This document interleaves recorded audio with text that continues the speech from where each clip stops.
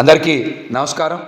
మాజీ ముఖ్యమంత్రి జగన్మోహన్ రెడ్డి గారికి పేద సామాన్య వర్గాల పట్ల ప్రేమ ఉండబట్టి, వారికి మంచి మనసు మానవత్వం ఉండబట్టి, పేద ప్రజల జీవితాల్ని అభివృద్ధి బాట వైపు తీసుకువెళ్ళాలనేటువంటి ఒక గొప్ప ఉద్దేశంతో బటన్స్ నొక్కారు.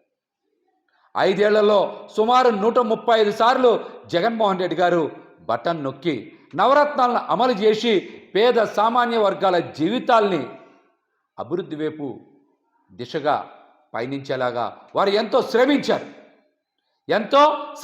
అందుకే వాటికి నవరత్నాలని పేరు పెట్టారు, అమలు చేశారు. కానీ ఈ రోజున ఒక్కసారి బటన్ నొక్కడానికే కూటమి నాయకులకి చాలా ఇబ్బందిగా ఉంది. అందుకనే సూపర్ 6 పేద ప్రజల జీవితాలు పీకలు నొక్కడానికే అబద్ధపు హామీలు ఇచ్చారు, మోసపూరిత ప్రకటనలు చేశారు. ఈరోజు అధికారంలోకి వచ్చి 50 రోజులు అవుతున్నా ఒక్కటంటే ఒక్క పథకానికి కూడా నియమ నిబంధనలు పెట్టలేకపోయారంటే వారి పాలనలో దొలతనం మనందరం కూడా అర్థం చేసుకోవాలి. మరి ఎన్ని ఇబ్బందులున్నా, ఎన్ని కష్టాలున్నా జగన్మోహన్ రెడ్డి గారు బటన్ నొక్కారు. ఆ బటన్ నొక్కడం మీద చాలామంది అవహేళనగా మాట్లాడారు. కానీ ఈ రోజున ఒక్కసారి బటన్ నొక్కడం ఎంత కష్టమో పాలనలో ఉన్నటువంటి చంద్రబాబు గారికి, పవన్ కళ్యాణ్ గారికి, పురంధరేశ్వర్ గారికి అర్థమైంది.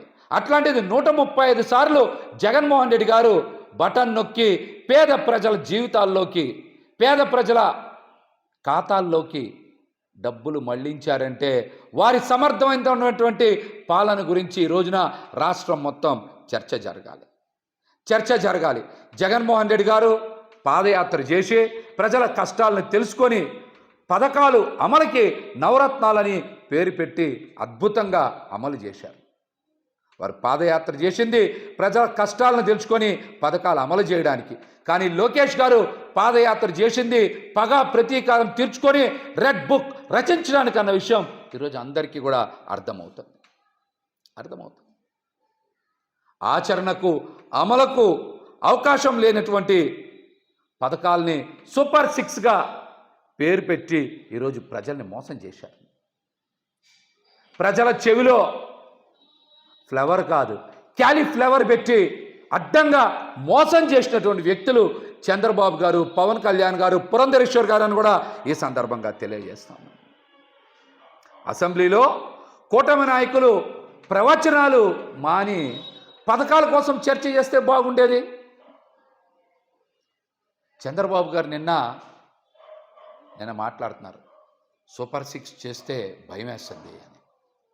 మీరు భయపడద్దు. మీరు పవన్ కళ్యాణ్ గారు, పురంధరేశ్వర్ గారు పథకాలు ఎలా అమలు చేయాలి, వాటికి నిధులు ఎలా సేకరించాలని మీరు భయం చెందాల్సినటువంటి అవసరం లేదు. మీరు జగన్మోహన్ రెడ్డి గారి దగ్గరికి వచ్చి 1 గంట 2 గంటలో ట్యూషన్ చెప్పించుకుంటే పథకాలు ఎలా అమలు చేయాలి, వాటికి నిధులు ఎలా సేకరించాలని జగన్మోహన్ రెడ్డి గారు మీకు చెప్తారు. వారికి ఉన్నటువంటి పాలనా అనుభవం, పేద ప్రజల ప్రేమ మీద ఉన్న ప్రేమ అట్లాంటిది. కాబట్టి మీరు ముగ్గురు కూడా చక్కగా జగన్మోహన్ రెడ్డి గారి దగ్గరికి వచ్చి మీరు ట్యూషన్ చెప్పించుకుంటే అద్భుతంగా పథకాలు అమలు చేయగలరని కూడా నేనైతే తెలియజేస్తున్నా. మాటికి మాట్లాడుతున్నారు. జగన్మోహన్ రెడ్డి గారు పారిపోతున్నది చంద్రబాబు నాయుడు గారు, పవన్ కళ్యాణ్ గారు. మీకు దమ్ముంటే జగన్మోహన్ రెడ్డి గారికి ప్రతిపక్ష నాయకుడు హోదా ఇవ్వండి. ఇవ్వకుండా పారిపోతుంది మీరు కదా.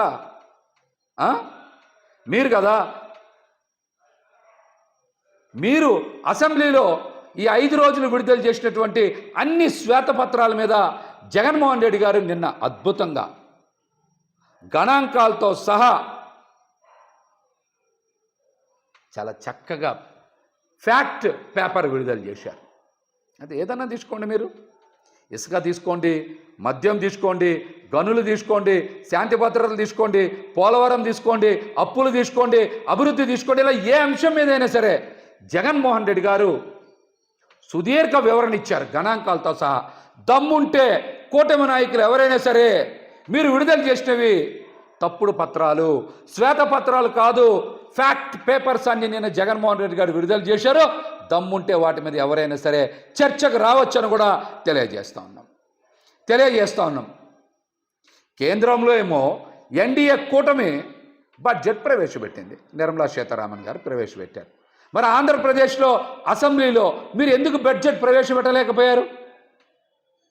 దీనికి సమాధానం చెప్పండి. జగన్మోహన్ రెడ్డి గారికి ప్రతిపక్ష నేత హోదా ఇస్తే ఇవన్నీ కూడా మిమ్మల్ని ప్రశ్నిస్తారు, ప్రజల ముందు మిమ్మల్ని దోషిగా నిలబెడతారని కావాలనే మీరు ప్రతిపక్ష నేత హోదా ఇవ్వకుండా అబద్ధపు ప్రచారాలు, మోసపూరిత ప్రచారాలు చేస్తూ ఉన్నారు. ఇవన్నీ కూడా ప్రజలు గమనిస్తూ ఉన్నారని కూడా ఈ సందర్భంగా మేమైతే తెలియజేస్తూ ఉన్నాం. జగన్మోహన్ రెడ్డి గారు ఢిల్లీ వెళ్లాల్సిన పరిస్థితి కల్పించింది చంద్రబాబు గారు, మీరు కాదా?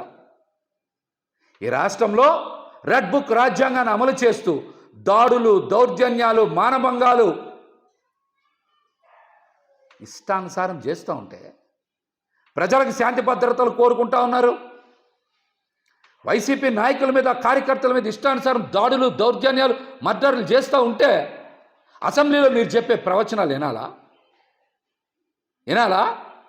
అందుకే ఢిల్లీ వెళ్ళి ధర్నా చేస్తేనే మీరు కూడా దిగొచ్చి అసెంబ్లీలో ఇక నుంచి రాజకీయ ప్రేరేపిత దౌర్జన్యాలు ఉండవు అని మాట్లాడు.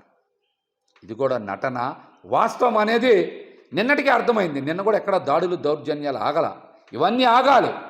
ఇవన్నీ ఆగాలి, ఖచ్చితంగా ఆగాలని జగన్మోహన్ రెడ్డి గారు డిమాండ్ చేశారు.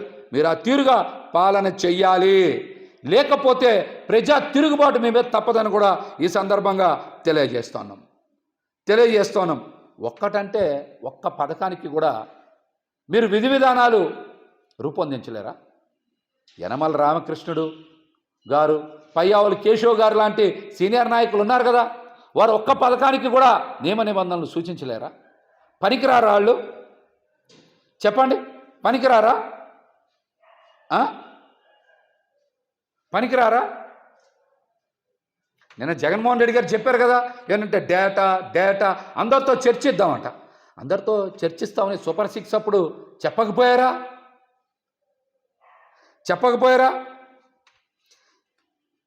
ఇట్లాంటి అవాస్తవాలు, అబద్ధాలు నటించడం జగన్మోహన్ రెడ్డి గారికి రాకే నిన్న ఓటమి చెందారు.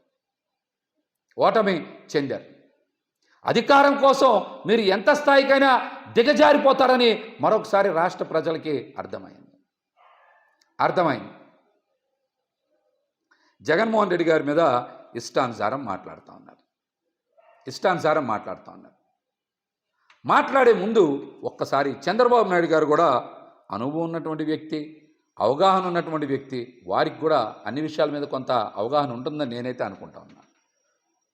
సచిన్ టెండూల్కర్, విరాట్ కోహ్లీ లాంటి గొప్ప క్రికెటర్స్ కూడా వారి కెరియర్స్లో ఎత్తుపాలాలు ఉన్నాయి. సెంచరీ కొట్టారు, హాఫ్ సెంచరీ కొట్టారు, సింగిల్ డిజిట్కి పరిమితమయ్యారు. కానీ తదుపరి వారి కెరియర్లో డబుల్ సెంచరీ కొట్టారు, ట్రిపుల్ సెంచరీలు కొట్టారు. రాబోయే రోజుల్లో జగన్మోహన్ రెడ్డి గారు కూడా ఖచ్చితంగా రాబోయే ఎన్నికల్లోనే డబుల్ సెంచరీ కొడతారు. రాబోయే ఎన్నికల్లో జగన్మోహన్ రెడ్డి గారు ఖచ్చితంగా డబుల్ సెంచరీ కొడతారు. ఇవన్నీ మీరు చూస్తారు. 40% ఓట్లు వచ్చినటువంటి జగన్మోహన్ రెడ్డి గారిని ప్రజలు గుండెల్లో పెట్టుకున్నారు. ఖచ్చితంగా ఈసారి బలంగా ఆదరిస్తారు, అధికారం కట్టబెడతారని కూడా ఈ సందర్భంగా మేమైతే చాలా స్పష్టంగా తెలియజేస్తూ ఉన్నాం. అదేవిధంగా కూటమి పాలన కూడా ఏం నిర్మాణాలతోనో దేనితోనో ప్రారంభం కాల. కూటమి పాలన కూడా కూల్చివేతలతోనే ప్రారంభమైంది.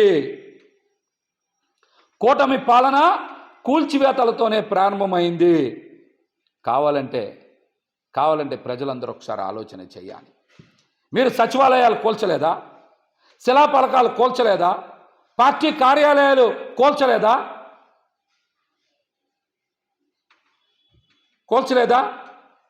కూటమి పాలన కూడా కూల్చివేతలతోనే ప్రారంభమైందన్నటువంటి విషయాన్ని మీరు మర్చిపోవద్దు, మీరు మర్చిపోవద్దు. ఇవన్నీ కూడా ప్రజలు గమనిస్తూనే ఉన్నారు, అదేవిధంగా పవన్ కళ్యాణ్ గారు కూడా ఒకటి గుర్తుపెట్టుకోవాలి. గతంలో లాగా ప్రజలు మీ సామాజిక వర్గ వారు మిమ్మల్ని తీసుకోరు. మీ పనితీరే ఇక నుంచి ప్రామాణికమవుతాయి. అబద్ధాలు, మోసపూరిత ప్రకటనలు ఇవన్నీ కూడా ప్రజలకు అర్థమైపోతాయి. కాబట్టి ఇక నుంచి మీ పనితీరే కొలమానం అన్న వాస్తవాన్ని మీరు గ్రహించాలి. మీ ఆవేశపూరిత ప్రసంగాలు, మీ అబద్ధాలు ఇవన్నీ ప్రజలు వినరు. ఖచ్చితంగా మీ పనితీరే కొలమానం అవుతుంది. పవన్ కళ్యాణ్ గారు పదే ఈ రాష్ట్రానికి అనుభవం ఉన్న వ్యక్తి కావాలి, అనుభవం ఉన్న వ్యక్తి పాలన చేస్తే బాగుంటుందని మాట్లాడారు. కానీ 40 సంవత్సరాల అనుభవం ఉన్నటువంటి వ్యక్తి బడ్జెట్ ఎందుకు ప్రవేశపెట్టలేకపోయారు? 40 సంవత్సరాల అనుభవం ఉన్నటువంటి చంద్రబాబు నాయుడు గారు ఒక పథకం ఎందుకు అమలు చేయలేకపోతూ ఉన్నారు? 40 సంవత్సరాల అనుభవం ఉన్నటువంటి వ్యక్తి చంద్రబాబు నాయుడు గారు సూపర్ 6 ముందుకెళ్ళట్లేదు అనేటువంటి భయం ఎందుకు వ్యక్తం చేస్తూ ఉన్నారు? అసెంబ్లీలోనే మాట్లాడారు, పక్కనే మీరు కూడా ఉన్నారు.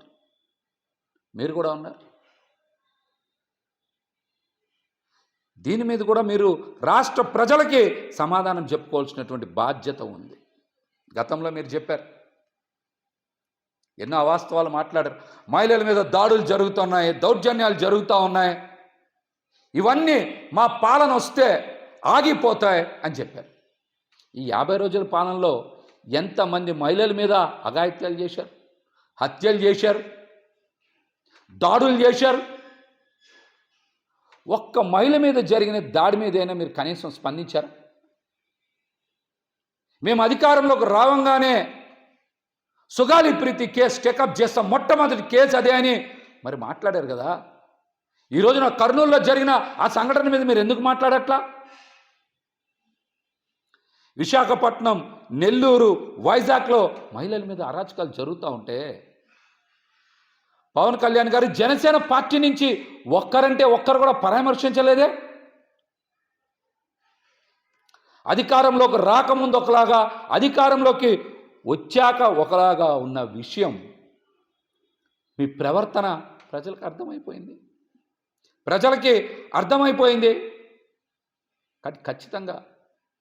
ఖచ్చితంగా మీ పనితీరే కొలమానం అన్న వాస్తవాన్ని మీరు గ్రహించాలి.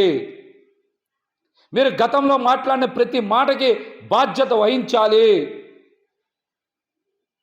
లేకపోతే ప్రజలు తిరస్కరిస్తారన్న విషయాన్ని మీరు తెలుసుకుంటారు. అప్పులు ఇప్పిస్తేనే మీరు ధన్యవాదాలు తెలియజేశారు. మరి అధికారంలో తెచ్చినటువంటి ప్రజల పథకాల కోసం మీరు నిధులు ఎందుకు సేకరించరు? హామీలు ఇచ్చారు కదా, అమలు చేసే బాధ్యత మీకు లేదా? దీని మీద కూడా మీరు ప్రజలకు సమాధానం చెప్పుకోవాలి. జగన్మోహన్ రెడ్డి గారు జననేత, జనం కోసం నిత్యం పరితపించేటువంటి వ్యక్తి. ప్రజల జీవితాల్లో మార్పు వస్తేనే అభివృద్ధి సాధ్యం.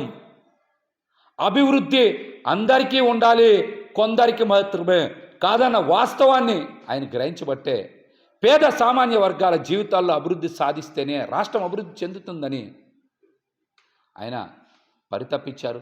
ఆ దిశగానే అడుగులు వేశారు. కొందరి చేతుల్లోనే అభివృద్ధి కేంద్రీకృతం అయితే అది ప్రజాస్వామ్యానికే పెనుముప్పు వస్తున్నటువంటి విషయాన్ని ప్రజలు ఇప్పటికే గ్రహిస్తూ ఉన్నారు. పాలనలో ఆ తీరు కూడా చంద్రబాబు నాయుడు గారు మార్చుకుంటారని నేనైతే ఆశిస్తా ఉన్నాను.